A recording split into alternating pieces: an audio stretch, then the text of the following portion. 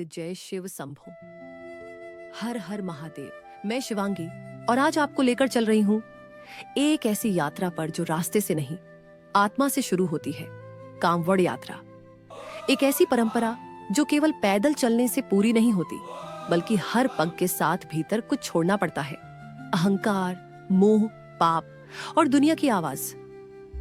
इस यात्रा की शुरुआत वहीं से होती है जहां एक बेटा कांवड़ उठाने से पहले अपने माँ बाप के चरणों में झुककर आशीर्वाद लेता है।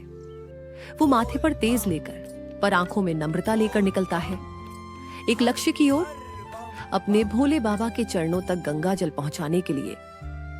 शास्त्रों के अनुसार कांवड़ यात्रा की उत्पत्ति समुद्र मंथन से जुड़ी है। जब कालकूट विष निकला और उसे कोई ग्रहण करने को तैयार नहीं हुआ, तब महादेव ने उसे अपने कंठ में धारण किया। उस विष की अग्नि को शांत करने के लिए देवताओं ने गंगाजल अर्पित किया। वहीं से यह परंपरा आरंभ हुई। आज वही परंपरा करोड़ों श्रद्धालुओं की आस्था बन चुकी है। सावन के महीने में हरिद्वार, गंगोत्री, सुल्तानगंज, वाराणसी, नीलकंठ, देवघर जैसे स्थानों से भक्त गंगा जल लेकर मीलों दूर अपने गांव, शहर या मंदिर तक जल पहुंचाते हैं। कुछ लोग मानते हैं कि केवल ज्योतिर्लिंग पर जल चढ़ाना जरूरी है, पर शिव तो भाव के भूखे हैं। यदि आप अपने गांव के शिवलिंग पर भी सच्चे मन से गंगा जल चढ़ाते हैं, तो वो भी उतना ही स्वीकार्य है जितना केदारनाथ या काशी। इस यात्रा में उम्र नहीं देखी जाती। बचपन से लेकर बुढ़ापे तक हर कोई शिव का कांवड़िया बन सकता है। कोई बुजुर्ग दंपति कांवड़ लेकर चल रहा है। उनके कांधे पर केवल जल नहीं, पूरे जीवन की साधना है। वो चल रहे हैं, थक रहे हैं, लेकिन रुक नहीं रहे। बारिश हो रही है, रास्ते फिसल रहे हैं, फिर भी कांवड़िए नहीं रुकते। कोई भीगते हुए चल रहा है, कोई माँ की मन्नत लेकर, कोई बेटे की नौकरी की आशा लेकर, और कुछ तो बस इसलिए कि शिव ने उन्हें बुलाया है। गंगा में उतरते समय कोई जयकारा नहीं करता, बस दोनों हाथ जोड़कर आंखें बंद कर डुबकी लगाता है और कांवड़ में जल भरता है।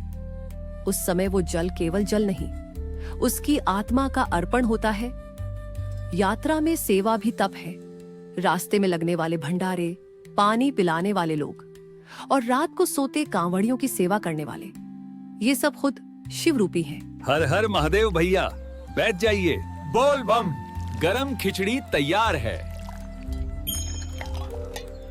कई लोग डाक कांवड़ लेकर भागते हैं, कुछ मौन धारण करते हैं, कुछ झंडा लेकर जत्था बनाते हैं। सबका तरीका अलग है, पर मंजिल एक ही, शिव। आज बेटियां भी कांवड़ लेकर निकल रही हैं। बोल बम। हर हर महादेव। शिव केवल पुरुषों के नहीं, हर आत्मा के आराध्य है। लेकिन एक बात याद रखिए, गंगा जल ही जरूरी नहीं। अगर आपके पास गंगा तक पहुंचने का साधन नहीं है, तो किसी भी पवित्र जल को श्रद्धा से अर्पित किया जाए, शिव उसे स्वीकारते हैं। और अगर आप ज्योतिर्लिंग तक नहीं पहुंच सकते, तो अपने मोहल्ले के शिवलिंग को ही कैलाश मान लीजिए। शिव वहीं प्रकट हो जाते हैं। लेकिन अगर कोई केवल दिखावे के लिए कांवड़ यात्रा कर रहा है, सोशल मीडिया के लिए, लाउड स्पीकर और नाचते हुए वीडियो बनाने के लिए, तो वह यात्रा शरीर की है, आत्मा की नहीं। और शिव आत्मा के आराध्य है। जब यात्रा पूरी होती है और जल शिवलिंग पर अर्पित होता है, बस आंखें नम होती हैं और एक मौन जन्म लेता है।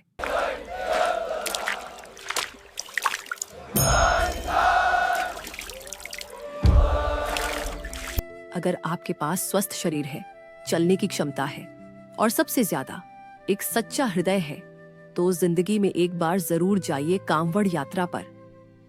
किसी को दिखाने के लिए नहीं, सिर्फ अपने शिव के लिए। क्योंकि जल गंगा जल हो या नल का, अगर भावना गंगा जैसी है तो शिव स्वीकार करते हैं। शिवलिंग बड़ा हो या छोटा, अगर श्रद्धा हिमालय जैसी है तो शिव वहीं प्रकट होते हैं।